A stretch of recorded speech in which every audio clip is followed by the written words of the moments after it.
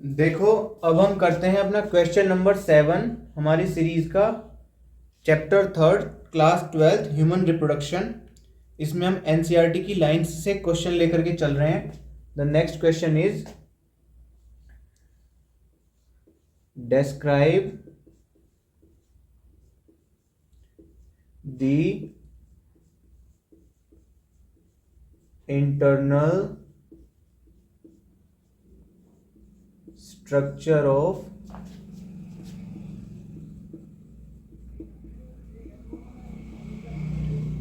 Seminiferous tubule. इससे पहले वाला जो क्वेश्चन किया था हमने, उसमें सेमिनिफेरस ट्यूब्यूल का सेक्शनल व्यू किया था। अब हम उसको डिस्क्राइब करेंगे वर्ड्स में, लाइंस में। सो ये भी 3 मार्क्स का क्वेश्चन है। इसको हम ऐसे अटेम्प्ट करेंगे जैसे अभी फाइनल पेपर में पूछ लिया हो। इस तरह के बहुत सारे क्वेश्चंस हैं जिसमें डायग्रामेटिक रिप्रेजेंटेशन अलग होती है, डायग्राम बनाना अलग होता है, और उसके अंदर जो पार्ट्स होते हैं उनको एक्सप्लेन करना अलग होता है। जैसे कि मैं आपको कुछ एग्जांपल बताता हूँ। Draw a well label diagram of human digestive system, एक क्वेश्चन। इसी का ही explain the parts of human digestive system. दूसरा, draw a well label diagram of human respiratory system, human excretory system, human circulatory system. इन्हीं के parts of digestive system, parts of respiratory system, parts of circulatory system, parts of excretory system. Male reproductive system, parts of male reproductive system. Female reproductive system, parts of female reproductive system.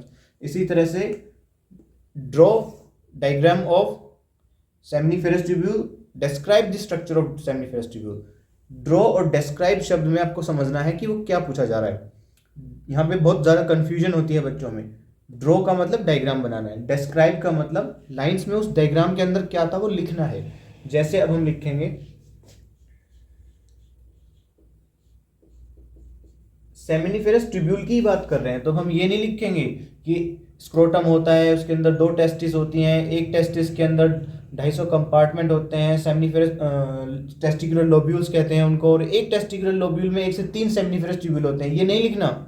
ये तब लिखते हैं जब testicular lobule के बारे में पूछेगा या टेस्टिस के बारे में पूछेगा।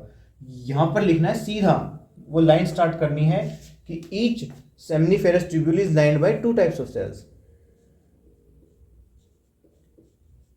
Each seminiferous tubule is lined by 2 types of cells,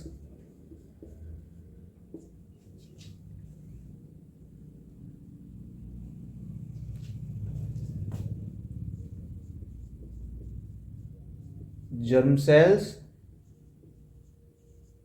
and Sertoli cells.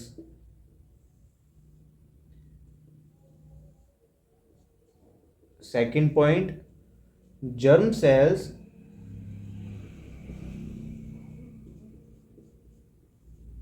produce sperms through meiosis,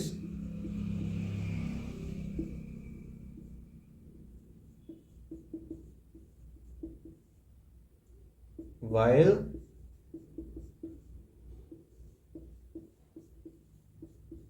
Sertoli cells,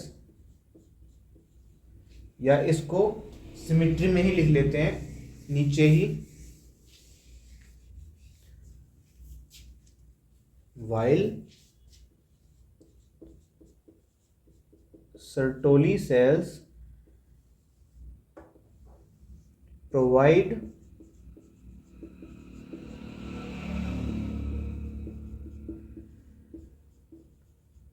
nourishment to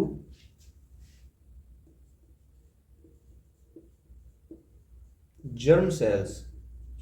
nourishment का काम है सर्टोली सेल्स का, इसीलिए इनको नर्स सेल्स भी कहते हैं। सो द क्वेश्चन इज कि नर्स, अगर क्वेश्चन पूछे कि nurse cells of the testicles और testis are, answer is Sertoli cells. Third point, the spaces between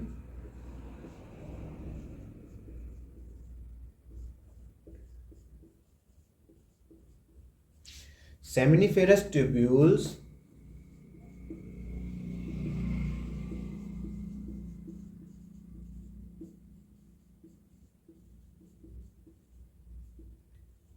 is known as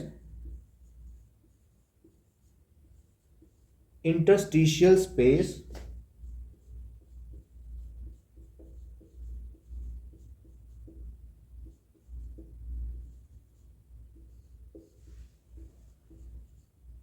and, या सिंपल लिखते हैं, which contains interstitial cells.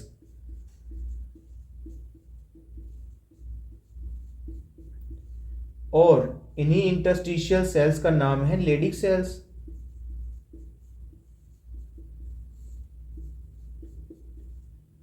लेडिक्स cells. और ये वही लेडिक्स सेल्स और इंटरस्टिशियल सेल्स हैं in between the seminiferous tubules, जो testosterone hormone, the male sex hormone produce कर रही हैं. Leydig cells produce testosterone.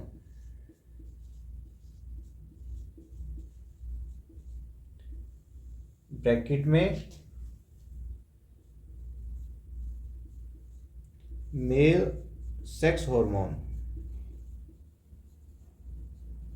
और the hormone which brings secondary sexual character. लिख देते हैं, comma, the hormone which brings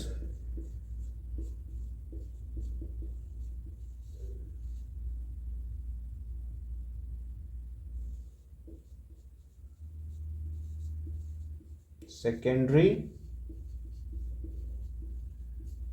sexual characters. Secondary sexual characters males के case में वही हैं, जैसे कि appearance of beard, appearance of moustache यानी दाढ़ी और मूछों का आना, appearance of hairs in genital areas, appearance of hairs in armpit, under armpit, appearance of hairs on body and low pitch voice. ये सारे more masculine body, these all are secondary sexual characters जो testosterone की वजह से आते हैं. I hope this is very much clear to you now.